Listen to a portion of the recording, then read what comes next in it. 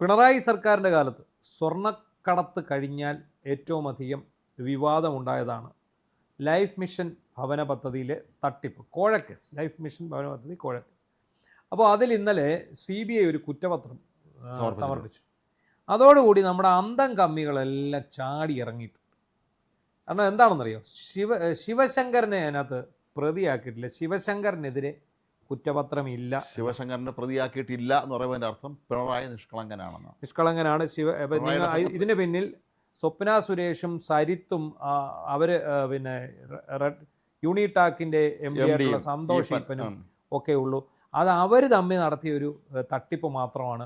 ഇതിനകത്ത് പിണറായി വിജയനോ ശിവശങ്കരനോ UV ജോസിനോ അതുപോലെ സർക്കാർ ഉദ്യോഗസ്ഥർക്കോ ഒന്നും പങ്കില്ല എന്ന് പറഞ്ഞ് വളരെ ബോധപൂർവമായിട്ടാണോ അതോ ഇനിയും ഇവർക്കിത് അറിയാൻ വയ്യാത്തതുണ്ടാവാൻ സാധ്യതയുള്ളത്? അറിയാൻ വയ്യാത്ത അറിയില്ലല്ലോ.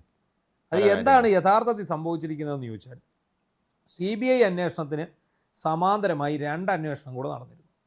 ഒന്ന് വിജിലൻസ് അന്വേഷണം, മറ്റൊന്ന് ED അന്വേഷണം. ഇതിൽ ED അന്വേഷണത്തിൽ ഓൾറെഡി കുറ്റപത്രം കൊടുത്തു കഴിഞ്ഞു. ശിവശങ്കരനെ ED അറസ്റ്റ് ചെയ്ത് 1 വർഷത്തോളം ജയിലിലിടുകയും ചെയ്തു.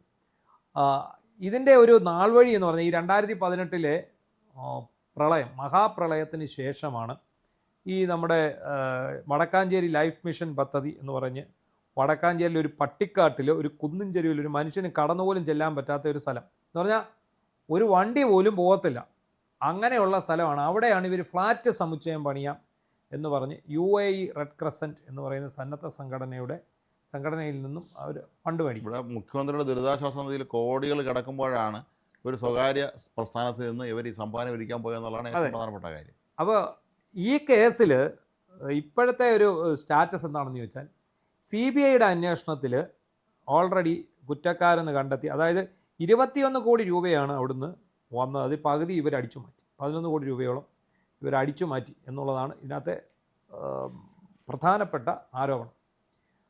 അപ്പോൾ CBI കുറ്റപത്രം കൊടുത്തിരിക്കുന്നത് ഈ പറയുന്ന സ്വപ്ന സുരേഷിനും സരിത്തിനും സന്ദീപ് നായർക്കും സന്തോഷ് ഈപ്പനും ഒക്കെ എതിരെയാണ്.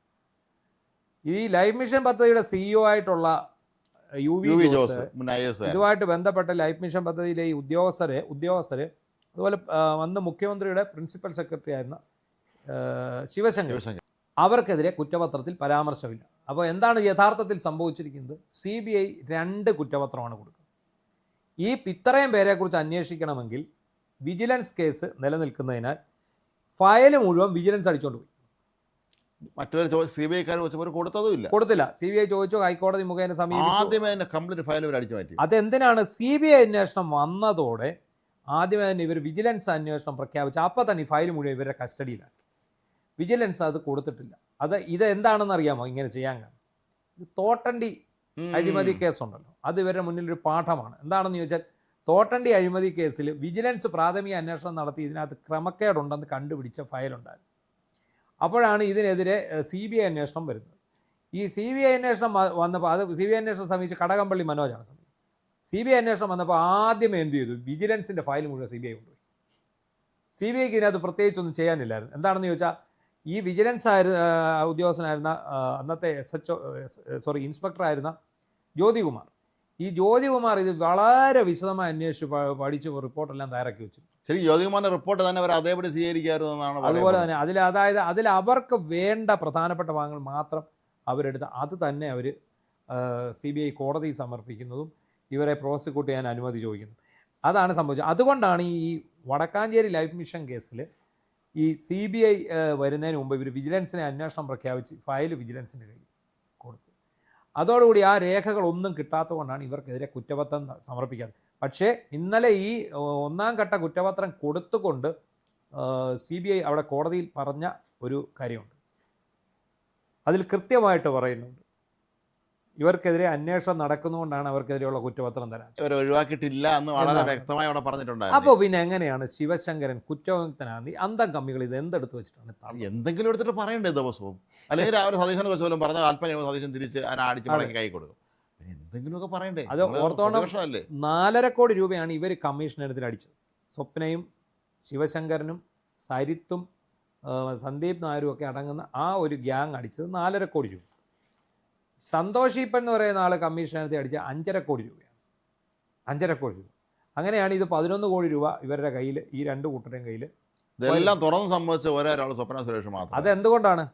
ഈ സ്വർണ്ണക്കടത്ത് കേസുമായിട്ട് ബന്ധപ്പെട്ട് ലോക്കർ തുറന്ന് പരിശോധിച്ചപ്പോൾ 1 കോടി രൂപ ലോക്കറിനകത്ത് പണം, ലിക്വിഡ് ക്യാഷ് അതിനകത്തുള്ളത്. Liquid cash. ഇത് എവിടെ നിന്നാണെന്ന് ചോദിച്ചപ്പോഴാണ് പറഞ്ഞത് ഇത് ഇന്ന കേസിനകത്തു നിന്നാണ് വരുന്നത്. അങ്ങനെയാണ് ED ഈ കേസിൽ ഇടപെടുന്നതും. അല്ലാത്ത കേസിലെല്ലാം ശിവശങ്കരനെ സംരക്ഷിച്ചപ്പോഴും EDക്ക് ഈ കേസിൽ ശിവശങ്കരനെ അറസ്റ്റ് ചെയ്യേണ്ടി വന്നതും ശിവശങ്കരൻ ജയിലിൽ പോയത്. അതിൻ്റെ പേരിൽ ശിവശങ്കരനെതിരെ ഓൾറെഡി കുറ്റപത്രമുണ്ട്. EDയുടെ കുറ്റപത്രം ഓൾറെഡി ഉണ്ട്. അത് ഒന്നുകിൽ അറിഞ്ഞിട്ട് അതല്ലെങ്കിൽ വേറെ കേടുണ്ട്. ഇതായിരിക്കാം ഇപ്പോൾ ഈ ഇത്തരത്തിലുള്ള ഒരു പ്രചരണം നടത്തുന്നത്. കണ്ടോ, പിണറായിയുടെ ഓഫീസ് ക്ലീൻ. ഇക്കാര്യത്തിൽ പിണറായിക്കും പങ്കില്ല, പ്രിൻസിപ്പൽ സെക്രട്ടറി ആയിരുന്ന ശിവശങ്കരനും പങ്കില്ല എന്നുള്ള പ്രചരണം ആരംഭിച്ചു. അപ്പോൾ അതിൻ്റെ പശ്ചാത്തലത്തിൽ നമ്മളിപ്പോൾ ഈ ഫ്ലാറ്റ്, ലൈഫ് മിഷൻ ഫ്ലാറ്റുകൾക്ക് എന്ത് സംഭവിച്ചു? വലിയ പാഴ്ചലവും ദുർച്ചലവും ദുർവ്യയവുമാണ് ഇതുകൊണ്ടുണ്ടായിരിക്കുന്നത്. ഈ പത്തനംതിട്ടയിൽ ഏനാത്ത് എന്ന് പറയുന്ന സ്ഥലത്ത് ഏഴംകുളം പഞ്ചായത്തിൻ്റെ ഒരു ലൈഫ് മിഷൻ ഫ്ലാറ്റ് പണിഞ്ഞിട്ടുണ്ട്. അത് സ്ട്രക്ചർ മുഴുവൻ ഇതിൽ തീർക്കും, ഈ ലോഹത്തിൽ തീർക്കും. അതായത് ആദ്യം വലിയ ഒരു അടിത്തറ കെട്ടും. ഈ അടിത്തറയിൽ നട്ടും ബോൾട്ട് വിട്ട് ഇത് പണിതുയർത്തിയതിന് ശേഷം ഇത് മറ്റേ ഭിത്തി മാത്രം കെട്ടി തിരിച്ചാൽ മതി. തിരുവനന്തപുരത്ത് പാളയ മാർക്കറ്റിൽ ഇപ്പം ബിൽഡിംഗ് വെച്ചിട്ടുള്ളത് അങ്ങനെയാണ്. അതെ, അത് അങ്ങനെയാണ് ഇപ്പോൾ എല്ലായിടത്തും ഇത് പണിഞ്ഞുകൊണ്ടിരിക്കുന്നത്. ഇതേ സെയിം സാധനം കോഴിക്കോടുണ്ട്. അതായത് കേരളത്തിൽ അങ്ങോളം ഇങ്ങോളം ഇവർ ലൈഫ് മിഷൻ്റെ ഫ്ലാറ്റ് ആണെന്നും പറഞ്ഞ് ഇതുപോലെ കുറേ പണി തീരാത്ത സാധനം പണിഞ്ഞിട്ടുണ്ട്. ഇതിന് കൊണ്ടുവന്ന സാധനം മുഴുവൻ അവിടെ കിടന്ന് വെയിലും മഴയുമേറ്റ് നശിച്ചു പോയിക്കൊണ്ടിരിക്കുന്നു. അപ്പോൾ ഓർത്തോണം, കമ്മീഷൻ അടിച്ചതിന് കയ്യും കണക്കും. കമ്മീഷൻ അടിച്ചാൽ മതിയല്ലോ, ബാക്കി കെട്ടണം നിർമ്മിക്കണമെന്ന് അവർക്ക് യാതൊരു നിർബന്ധമില്ല. ഈ മരുന്ന് വീണാൽ കാൽ പണമെന്ന് കേട്ടിട്ടില്ലേ?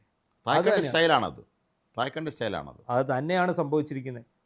മാത്രമല്ല, അന്ന് ഇത് തട്ടിപ്പാണെന്ന് പറഞ്ഞ് രംഗത്തിറങ്ങിയ അനിൽ അക്കരയ്ക്കെതിരെ ഇവർ രൂക്ഷമായ വിമർശനം നടത്തിയെന്ന് മാത്രമല്ല, ഈ അനിൽ അക്കര വികസന വിരുദ്ധനാണെന്ന് പറഞ്ഞാണ് ഇവർ നിരന്തരം അയാളെ കള്ളക്കേസ് കൊടുക്കാൻ അവർ ശ്രമിച്ചു.